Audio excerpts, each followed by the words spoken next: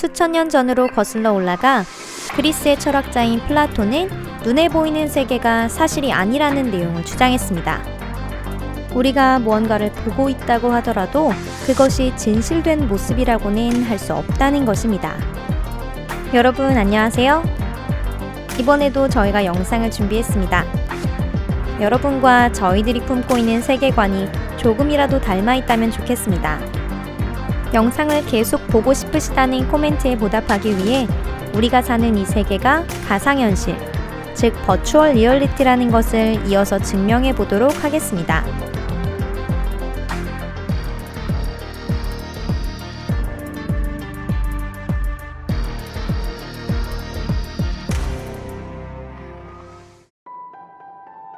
우리가 가상세계의 주민이라는 첫 번째 증명은 세계에서 최고 속도가 존재한다는 사실에서 이끌어낼 수 있습니다. 진공 중에서 광자의 속도가 우주 최대 속도라는 사실은 아인슈타인에 의해 밝혀졌습니다. 빛의 속도는 일정합니다. 우리의 세계는 기묘한 법칙들로 둘러싸여 있기 때문에 빨리 움직이는 물질일수록 그 시간의 흐름은 느려지는 것입니다. 이 현상은 수많은 실험으로 증명되었는데요. 바로 초속 30만 킬로미터의 속도에 이르는 순간 시간은 정지한다는 것입니다. 즉, 만약 여러분이 초속 30만 킬로미터로 가속할 수 있는 우주선을 가지고 있다면 50광년 떨어진 은하까지 순식간에 여행할 수 있게 됩니다. 비행 중인 우주선의 시간이 정지된 동안 지구에서는 50억 년의 시간이 흐른다는 계산이 나옵니다. 광자는 초속 30만 킬로미터로 움직이며 그 시간은 제로에서 정지한 상태로 멈춰 있습니다. 속도를 높이기 위해서는 시간을 더 늦출 필요가 있는데 제로보다 시간을 늦출 수는 없으므로 초속 30만 킬로미터가 이 세상의 최고 속도라고 할 수 있습니다. 애초에 왜 우리가 사는 세상은 속도가 시간을 늦춘다는 법칙 아래 이루어져 있는 걸까요? 왜 공간과 시간은 상호간 간섭을 하는 걸까요? 이 세계가 가상현실이라는 입장에서 생각해 본다면 그 답은 분명해집니다. 우리가 버추얼 리얼리티의 주민이라고 한다면 광자의 속도는 정보 처리의 산물인 셈입니다. 다시 말해 어느 일정한 빈도로 우리가 사는 세상이 새롭게 갱신되고 있다는 것이죠. 슈퍼컴퓨터의 프로세서는 1초당 10조에 갱신하도록 설계되어 있는데 우리가 사는 세상은 그 1조 배의 속도로 갱신하고 있다는 것입니다. 속도가 올라갈 때 시간이 늦어지는 이유는 가상현실에서 설정된 가상시간에 의해 진행되고 있기 때문에 매번 처리 사이클이 순식간에 진행되어 버리는 것입니다. 게임을 좋아하는 사람들 중 대부분은 컴퓨터의 처리 속도가 떨어졌을 때 게임의 시간도 비례해서 늦어진다는 것을 알고 있습니다. 이와 동일하게 우리 세계에서도 속도가 올라갈 때나 거대한 물질의 옆에서는 시간이 늦게 흐르기 때문에 이 세계가 게임과 같은 버추얼 리얼리티라는 증명이 도출되는 것이죠. 이어서 이 세상이 버추얼 리얼리티라는 것을 증명하는 가장 유력한 설 중의 하나인 양자 얽힘을 소개해 보겠습니다. 이 설의 본질을 이해하기 위해서는 조금 돌아갈 필요가 있습니다. 공중을 떠다니고 있는 광자를 상상해 보세요. 광자는 공중을 날 때 상향 또는 하향 회전과 비슷한 움직임을 보이는 성질을 갖고 있습니다. 이중 슬릿 실험의 불가사의한 결과에 고심했던 물리학자들은 관찰을 시작하기 전까지는 미립자의 일정한 회전 방향조차 존재하지 않는다고 생각했습니다. 즉, 관찰자로서 우리가 광자를 보기 전까지는 그 회전 방향은 일정하지 않은 상태였던 것입니다. 이 세계의 공간에 존재하는 하나하나의 미립자들이 회전하는 움직임을 계산하는 것은 큰 부담이 되었기 때문에 마치 간략화된 시스템을 도입하여 관찰자인 우리가 등장하기 전까지 광자가 복잡한 동작을 취하지 않도록 프로그래밍 된 것 같습니다. 하지만 이어진 발견은 더욱 놀라웠습니다. 아인슈타인이 양자론을 주장했을 때 그는 한 가지 흥미로운 실험을 제안하였는데요. 그 실험은 아인슈타인의 의견에 따르면 코펜하겐의 해석의 잘못을 증명할 수 있다는 내용이었습니다. 실험의 내용은 세슘 원자가 두 개의 광자를 다양한 방향으로 방출했을 때 운동량 보존의 법칙에 의해 이러한 두 개의 광자가 서로 간섭하게 된다는 것으로 이 현상을 양자 얽힘이라고 이름 지었습니다. 양자 얽힘 상태에 있는 광자 중 하나가 위에서 아래로 회전하고 있을 때 또 하나의 광자는 반드시 반대 방향으로 회전합니다. 지금까지 보아왔던 설에서는 광자는 관찰이 시작되는 순간까지는 그 회전 방향을 특정할 수 없다는 것이었지만 양자 얽힘 상태에 있는 광자의 경우 하나의 광자의 회전 방향을 확인하는 것만으로도 또 하나의 광자의 회전 방향을 관찰하지 않아도 방향을 결정할 수가 있는 것입니다. 이 두 번째 광자는 얼마나 떨어져 있더라도 다른 하나의 광자 관찰이 시작된 순간에 맞춰 즉시 반대 방향으로 회전을 시작합니다. 만약 양자 얽힘 상태에 있는 두 개의 광자를 세 개의 끝과 끝에 나눈 다음 그중 하나의 광자를 관찰한다면 두 번째의 광자는 이 정보를 빛의 수천조 배의 속도로 수신하여 한순간에 최초의 광자 회전 방향과 반대쪽으로 돌아가기 시작한다는 것입니다. 양자 얽힘은 빛보다 빨리 움직이는 것은 존재하지 않는다는 물리학의 법칙에서 크게 벗어나는 현상이었습니다. 이 두 번째 광자는 어떤 방법으로 최초의 광자의 관찰이 진행되었다는 것을 빛의 속도를 뛰어넘는 속도로 알 수 있었던 것일까요?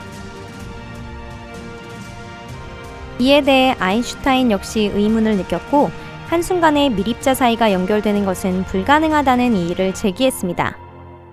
아인슈타인은 양자 얽힘 상태에 있는 두 개의 광자는 원자에서 방출되기 전에 관찰이 시작된 순간 어느 쪽이 어느 쪽의 방향으로 회전할지 미리 입력되어 있던 것이라고 주장했습니다. 다시 말해 광자는 측정되는 순간 이전에 일정한 방향으로 회전하도록 프로그래밍 되어 있었다는 것입니다. 하나의 입자를 관찰하더라도 다른 입자에 영향을 미칠 수는 없다는 생각이었던 것이죠. 하지만 양자의 메커니즘은 아인슈타인의 예상보다 훨씬 더 수수께끼에 쌓여 있었습니다. 천재의 아인슈타인이 자신의 이론의 정당성에 만족하며 세상을 떠나고 17년 뒤 그가 논리적으로 큰 잘못을 저질렀다는 사실이 밝혀지게 되었습니다. 아무도 이루지 못했던 이 위협을 달성한 것은 아일랜드의 과학자인 존 벨이었습니다. 벨은 매우 복잡하고 재치 있는 실험으로 입자가 회전하는 방향은 관찰이 시작한 순간까지 정해지지 않으며 그것은 양자 얽힘 상태에서도 동일하다는 것을 증명했습니다. 관찰이 시작된 뒤에는 광자는 자신의 회전 방향을 랜덤하게 결정한다는 것입니다. 즉, 양자 얽힘의 관계에 있는 소립자는 빛도 넘어서는 속도로 서로 정보를 주고받습니다. 물리학자들은 이 발견에 완전히 경악할 수밖에 없었는데요. 양자 역학에 대한 수수께끼가 다시 늘어나게 되어버린 것입니다. 2008년 스위스 제네바 대학 연구팀은 양자 얽힘 상태에 있는 입자가 또 하나의 입자 관측 이후 얼마나 빠르게 정보를 수신할 수 있는지 밝히겠다는 목표를 세웠습니다. 연구팀은 두 입자를 18km 떨어진 곳에 떨어뜨린 다음 한쪽의 입자를 관측했습니다. 실험에서는 빛의 속도의 10만 배를 넘어서는 속도의 지연까지 감지할 수 있는 특별한 장치가 쓰였는데 이 실험에서 시간의 지연은 검증되지 못했습니다. 다시 말해 양자 얽힘 상태에 있는 광자는 빛의 속도의 10만 배마저 뛰어넘는 속도로 서로 교신을 하고 있다는 뜻이었습니다. 아인슈타인이 밝힌 양자 얽힘에 대한 오류 중 하나는 옳았을지도 모릅니다. 바로 양자 한 쌍이 한순간에 이어지는 것은 물리적으로 불가능하다는 지적입니다. 하지만 현실 세계에서는 그럴지 몰라도 버추얼 리얼리티의 세계에서는 이야기가 달라집니다. 만약 이 세계가 가상현실이라고 한다면 광자가 양자 얽힘 상태가 될 경우 그 회전 프로그램도 함께 작동하도록 설정되어 있다고 가정할 수 있습니다. 첫 번째 프로그램은 상향으로 회전하고 두 번째는 하향으로 회전하는 것을 담당하며 이 두 개의 프로그램은 결합된 순간부터 양쪽 픽셀의 움직임을 장소 위치에 상관없이 관리할 수 있게 됩니다. 첫 번째 광자의 관찰이 시작된 순간에 그 프로그램이 랜덤으로 회전 방향을 선택하고 다른 광자는 이 움직임에 반응합니다. 이 재분배 코드에 의해 프로세서는 굳이 또 하나의 픽셀 주변까지 가서 회전 프로그램을 작동시킬 필요가 없기 때문에 강자들을 떼어놓는 거리는 전혀 상관하지 않습니다. 비록 이런 픽셀이 늘어서 있는 스크린이 우주 그 자체라고 하더라도 말이죠. 현재에 이르기까지 양자역학의 수수께끼를 완전히 규명하는 설은 존재하지 않지만 만약 이 세계가 가상현실이라고 가정한다면 그 수수께끼들은 한 번에 풀릴 수도 있습니다. 과학자들은 미시세계인 소립자의 세계를 밝혀내기 위해 양자역학에 매달리는 한편 거시세계를 관찰할 때는 아인슈타인의 상대성 이론을 사용합니다. 자연계가 이 두 세계를 연결시키고 있는 이상 소립자의 세계와 거시세계를 설명하는 타당한 이론은 분명 존재할 수밖에 없습니다. 이에 대한 설은 시뮬레이션 가설이 유력합니다. 시뮬레이션 가설의 입장을 취한다면 빅뱅, 공간의 왜곡, 터널 효과, 암흑 물질 등의 수수께끼를 쉽게 풀어낼 수 있습니다. 최근에는 많은 지식인들이 시뮬레이터 이론을 인정하고 있고 아직까지는 이를 생산성 없는 무익한 것이라고 지적하고 있지만 반드시 그렇다고만은 할 수 없습니다. 이 가설을 공식 이론으로 인정하고 계속해서 연구를 해나간다면 이 세상의 메커니즘을 알 수 있을지도 모르니까 말이죠.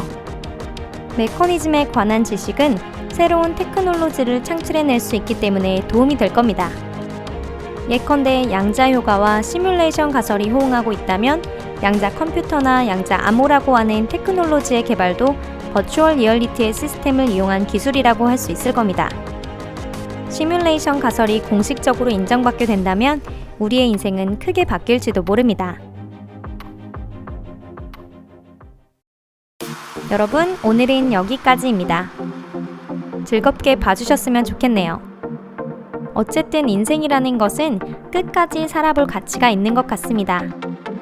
이 세계는 시간을 새겨나가며 시시각각 변화해가고 있습니다. 가까운 미래에는 믿을 수 없는 발견들이 잇따라 이루어질 수도 있습니다. 이 채널에서는 그런 발견을 계속해서 보여드리도록 하겠습니다. 변화해가는 순간의 시간들을 함께 즐겨주신다면 좋겠네요. 앞으로도 저희 채널 잘 부탁드릴게요. 그럼 다음 영상에서 만나요.